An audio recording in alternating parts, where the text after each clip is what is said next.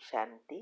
आपका प्रश्न है, भारत देश में इलेक्शन का माहौल है, हमें किसको मत देना चाहिए? बहुत कंफ्यूजन है, क्योंकि एक साइड पर सब पैसे भी की लालच भी दे रहे हैं, बहुत कुछ कर रहे हैं, और दूसरी साइड पर अभी जो सरकार है वो बहुत अच्छा काम भी कर रही है, लेकिन लोग इस पैसे की लालच में फंस जाते हैं।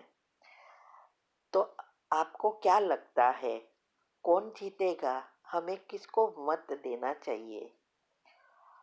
उत्तर है, देखो, हम तो ये सभी चीज़ों से डिटैच है और हमें ये सब सारी बातों का बहुत ज्ञान नहीं है, लेकिन हमने सुना है कि अभी हर एक पार्टी एक साइड पर है, और अभी वड़ा प्रधान नरेंद्र भाई मोदी, वो बीजेपी एक साइड पर है। तो ये बहुत बातें हमने सुनी हैं, लेकिन कौन जीतेगा, किसको मत देना है, वो तो खुद को चेक करना है, क्योंकि चॉइस मत देने वाली की होती है। उसको खुद को परखना है कि कौन कितना काम कर रहे हैं देश के लिए, और कौन अपनी सीट के लिए काम कर रहे हैं। वो तो सबको दिखाई दे रहा है ना। तो हमें ये खुद को तय करना है। हाँ, हम इतना जानते हैं कि जीत हमेशा सत्य की होती है, और सत्य ही सबका भला करती है। साथ साथ ये भी हमें पता है ना कि शिव बाबा आए ही है सृष्टि परिवर्तन के लिए, और भारत ही नंबर 1 बनेगा, स्वर्ग बनेगा।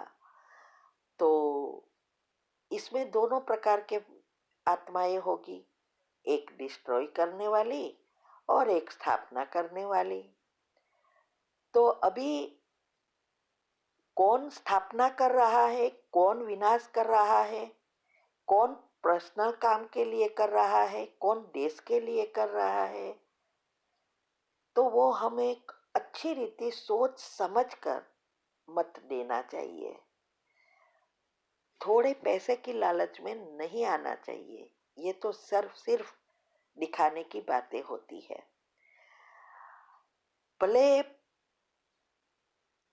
अच्छा करने वाले कम हैं, थोड़े हैं, और बुराई वाले ज्यादा है, लेकिन गीता में भी पांडव 5 ही थे, और वो अच्छे कर्म वाले थे, अच्छा कार्य लोगों के लिए करने वाले थे, और उसके साथ स्वयं भगवान थे। और कौरव 100 थे, और उसकी सेना भी बहुत बड़ी थी, सब उसके साइड में थे। फिर भी हार कौरवों की हुई, क्योंकि भगवान किसके पक्ष में है? सत्यता के पक्ष में। इसीलिए हमें क्लियरली दिखाई दे रहा है कि 100 कौरव किस तरह है और 5 पांडव किस तरह है, और भगवान किसकी तरफ होता है। और ये सृष्टि परिवर्तन के लिए भगवान आए हैं, तो जरूर सृष्टि परिवर्तन करके ही रहेंगे, और ये अति में पहुंच रहा है। इसीलिए अभी चॉइस आपकी है। अगर मैं होती तो मैं भाजपा को ही वोट देती, क्योंकि क्लियरली दिखाई दे रहा है भाजपा में सभी आत्माएं बहुत अच्छा काम कर रही है, वो हम देख रहे हैं।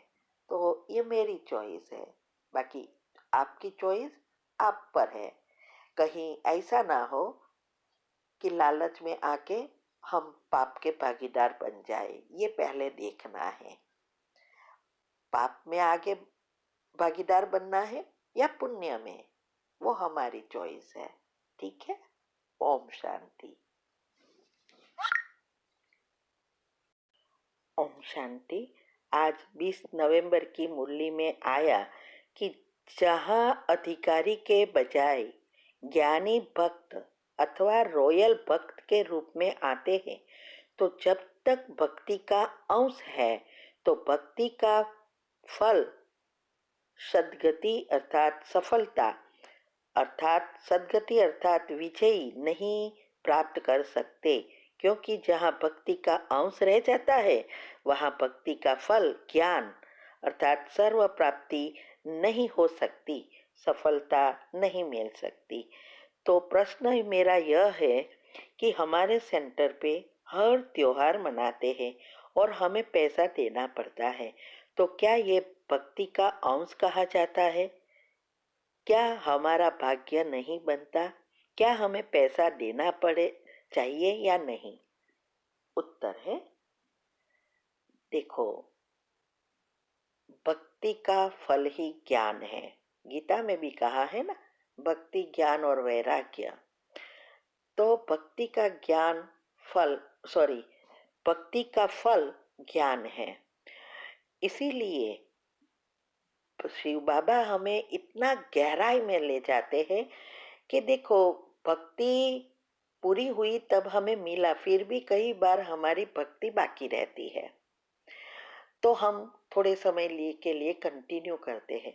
जैसे जैसे हमारा पुरुषार्थ बढ़ता है वैसे वैसे नेचुरली वैराग्य भी आता जाता है और भक्ति से भी हम छूट जाते हैं।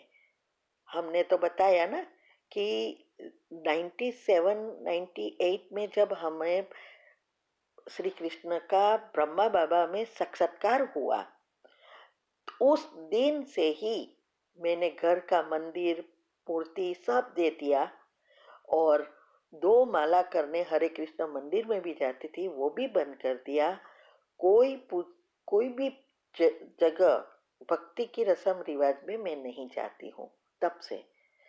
तो ये अपने अपने पुरुषार्थ पर है, क्योंकि जो उच्च पद प्राप्त करना चाहते हैं वो भक्ति का उसमें अंश नहीं रहेगा।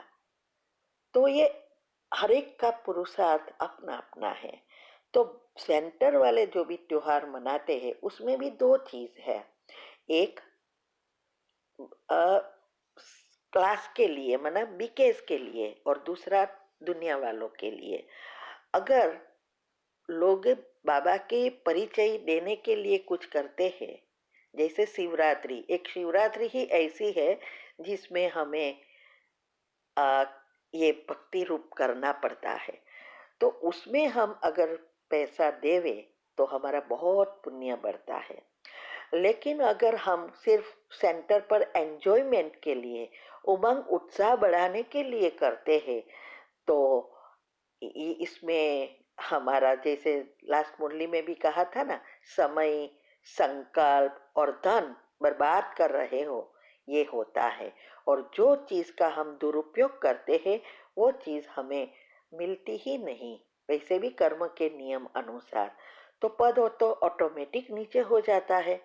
इसीलिए अगर हम ये सब चीज कर रहे हैं तो उसका मतलब अभी भी हमारा पुरुषार्थ नहीं है, जिससे हमें उमंग उत्साह के लिए आधार लेना पड़ता है। जहाँ आधार लेना पड़ता है वहाँ समझो अभी तक बाबा आधार नहीं बना है।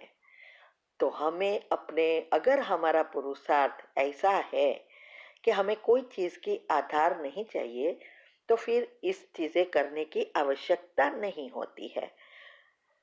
तो हम भी जब भी ऐसी चीज होती है वहां हम न पैसे देते हैं न हम उसमें सहयोग देते हैं, मना एंटरटेन करने जाते हैं।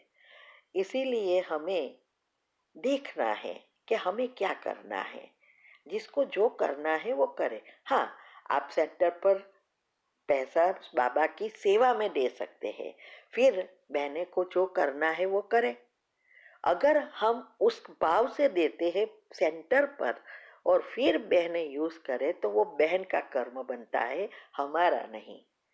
लेकिन हम उसमें बात दे रहे हैं कि भाई ये प्रसंग के लिए देते हैं, तो हम भी इसमें भागीदार हो जाते हैं।